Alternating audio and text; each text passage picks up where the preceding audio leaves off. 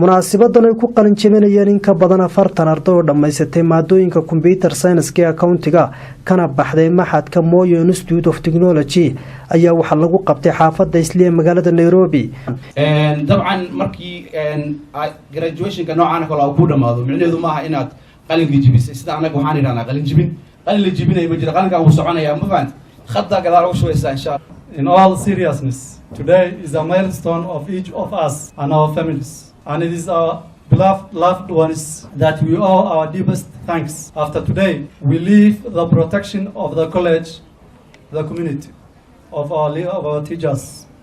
Dear teachers, thanks for making us to learn. Thanks for not making us to learn the way you wanted to teach. waxaan leeyahay guriyo hawsha fiican aad soo qabateen inaad ku guuleysateen waxbarashadiina oo aad soo dhamaysteen qaybihii ugu dambeeyay ee aad ka gasheen institute-ka Moi la yiraahdo. runtina aqoontu waa qalabka ama hubka ugu qiimo badan oo qofku ku siin karo ama adigu aad gacantaada ku qaadan karto.